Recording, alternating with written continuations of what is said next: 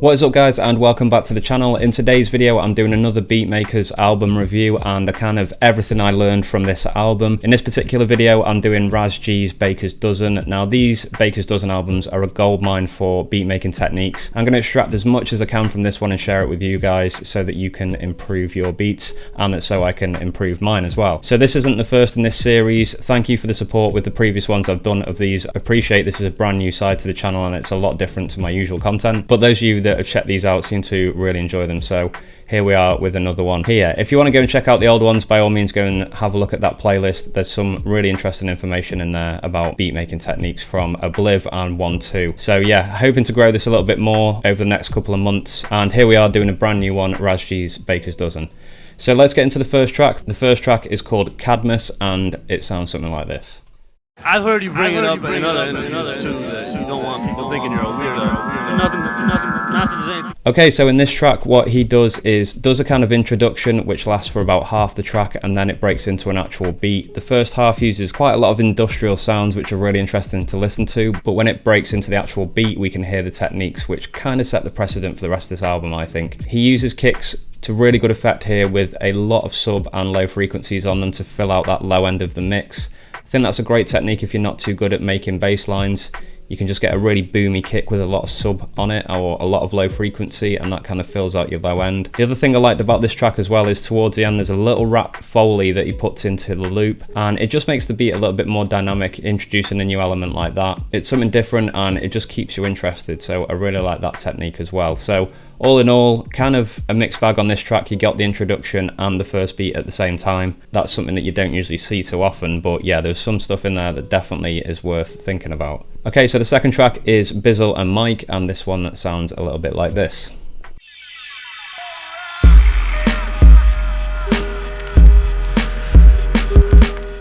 Okay, really love the sound of this one. I like the dark kind of sound to it, which is a sound I've always been trying to look for, but it's so difficult to come across those kind of dark sounding samples. Again, like I've mentioned with the kicks, he's already doing this again in track 2 where he's got like different pitched kicks and he's using that to build a bass line. I think that's such a cool technique and that's definitely something that I want to be taking forward with my beat making. I really want to try that. And another thing I like about this one is the way that he adds a drum fill at the end of each loop. It just makes the beat a lot more interesting. Now I'm guilty of this, definitely. I just tend to stick to four drums all the time and don't really deviate too much, but I really like the way he added that little fill at the end of the loop, and that's something that I definitely want to try in my beat making as well. So already a couple of things to learn from that track, and yeah, enjoyed the sound of that one overall. I think it had that doomy kind of golden era sound, and that's something that I've always really enjoyed. Okay, the next track is called Myunks. Let's have a listen to this one and see if there's anything to learn.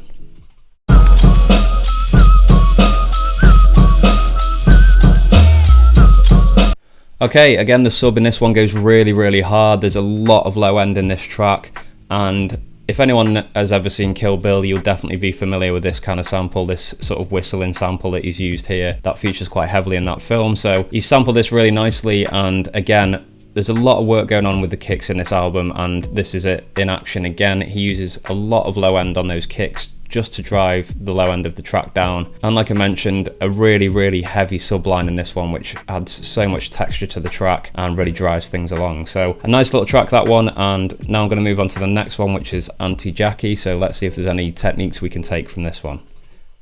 Don't you let them see you wrong.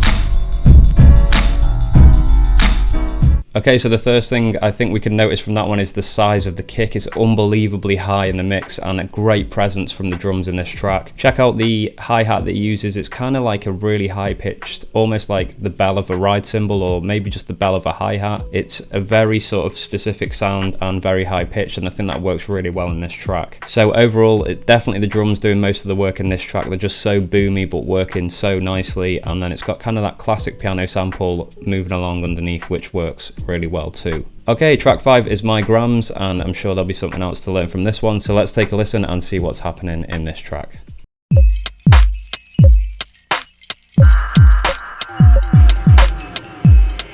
Okay, so the drums in this one have got such a sort of flat sound to them. They're very high in the mix. They've almost kind of got an electronic sort of feel to them. The overall sound of the track has got that really kind of busy sound, which I really enjoy when beatmakers can pull this off. There's a lot of percussion going on.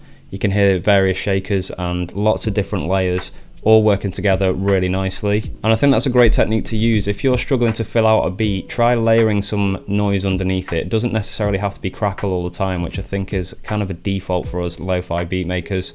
Try and get a bit more experimental. You could use like the hubbub of a city, or like traffic noises, or a busy bar or coffee shop. Those kind of things can really add a nice dynamic underneath a beat, so definitely try that if you're looking for an extra bit of spice on your beats. On this one, it's mainly done with the percussion, but there are things sort of filtering it in and out of the beat which have that kind of vibe to them as well, so definitely some good takeaways from that track. Okay, track 6 is called Deuce. Let's have a listen to this one and see what it sounds like. So I decided to slow it down a little bit.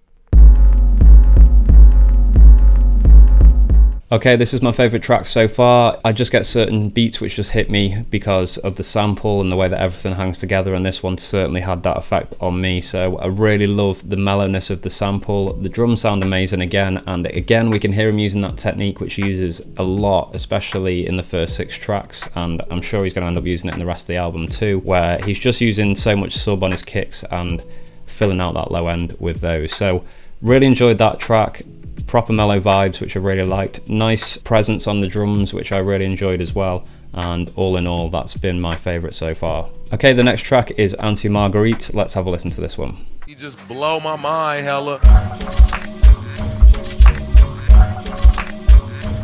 Okay, this is another track where there's a hell of a lot going on. There's a really, really busy sound to it, and I love that. It's really hard to pull this off, I think, without a beat just sounding messy, but there's so many percussive layers, and I think even at some points there's a steel drum samples in this one, which is crazy. I've never ever thought to try that. So that busyness is really, really nicely executed in this track. And one thing I like about this is the drums kind of take a bit of a back seat. The kick is more of an impulse, which is something that I mentioned on my Obliv review, is that it's kind of just a noise that pulses, if that makes sense. I hope that does make sense. It's less defined basically as a sound, and that combined with the snares, which are just claps, it gives a much mellower sort of dynamic to the drum sound in this one, and the percussion is doing a lot more of the driving of the rhythm. So claps are definitely something. I don't think I've ever made a beat where I've used claps instead of snares, so that's definitely something which I want to try after listening to this album. And yeah, like I say, adding loads of layers like that is not very easy to do, but I definitely recommend you get experimental with percussion and see what sort of sounds you can come up with. Okay, the next track is Baby Ray's Laugh. I'm going to check this one out and see if I can learn anything from it.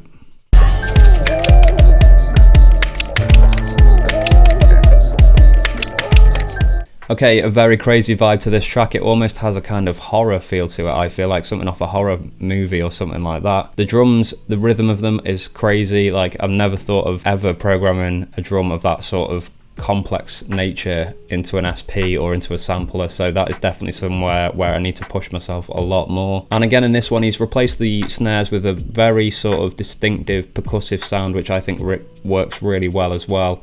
There's kind of two sounds happening at the same time and overlapping each other and doing various rhythms, so that's really, really nice. And the final thing about that really is the shaker as well. I think that works so nicely. It's a really nice level in the mix where it's not taking up too much space, it's just there driving things along really neatly. So I do really like that track, even though it's not particularly one I'd sit down to listen to. I just kind of like the vibe of it, and it's kind of like a little experimental idea, and I did appreciate it. So I think that's everything to learn from that one. Let's check out the next track, which is Mama Right. This is track 9, so not many more left to do now.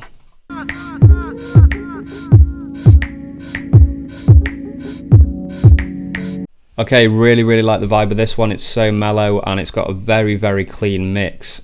Now, something you'll notice on this is the hi-hat, it's actually reversed, and that's so easy to do on the SP as well, and something that I've overlooked massively up until this point is that you can just hit reverse on a sample and you can start getting some really, really experimental sounds. That kick has got a really, really kind of round sound to it, really punchy but soft at the same time, which shouldn't make sense, but it kind of does when you listen to it in this track. And again, he's flipped out a snare to use a click with the fingers, which works very, very well in this track, so maybe that's something I can incorporate into a beat as well. I'd definitely like to try that one. So there's a few takeaways from that one which I really enjoyed. I think that was a great little track. The next one is track 10, and that's Brit, so let's listen to this one.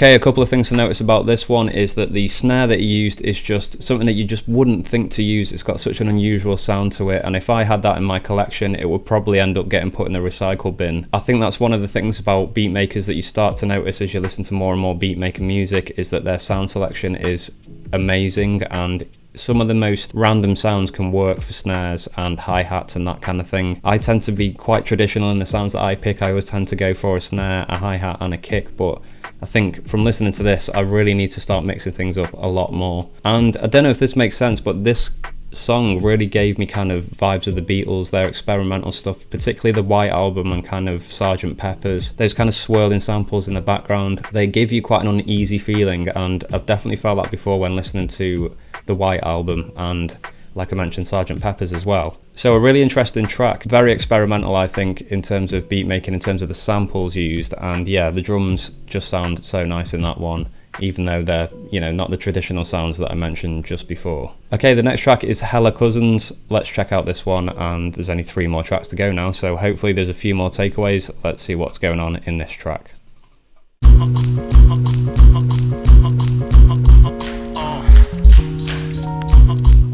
Okay, so this is quite a simple track. There's a very, very smooth feel to it, and the thing that I want to mention about this one is the way he's managed to blend sounds that are really far away with sounds that are really close to the listener, if that makes sense. So if you listen to the track, you'll understand what I mean. There's definitely a distinctive difference between the percussion in this track and the samples. The samples are really at the front of the mix, and the drums are really, really far away.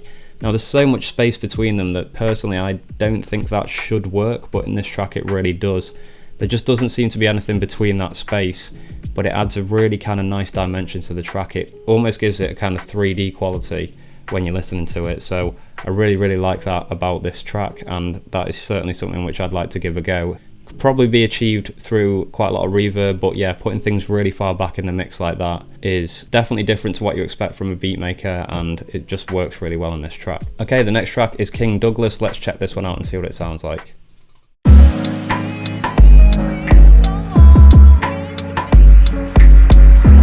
Okay, there's a big sound going on in this one. Again, he's used those different pitched kicks to great effect in order to make a kind of sub bass line in the track. I really, really like that technique, and that's probably one of the main takeaways that I've learned from this album, is that you can build bass lines with kick sounds as long as they're tuned to the sample and pitched differently. You can build those up to make a bass line, so that's really, really interesting technique. There's some really nice layered synths in this one as well, which really fill out the beat and make this sound huge. This beat is probably the biggest sounding beat in the whole of the album, and yeah, there's a lot of panning going on in this one, and things kind of moving from the left to the right ear, and basically yeah, just a lot of dynamic elements going on in this track, and that makes it so interesting to listen to. It's kind of like a quite a trippy vibe to be listening to all these sounds sort of moving around in your head, and I like the way he's done that. So yeah, really enjoyed that one, and then again a couple of takeaways that can definitely be experimented with there. Okay, let's check out the last track. This is Bad Days. Let's see what this one has to offer.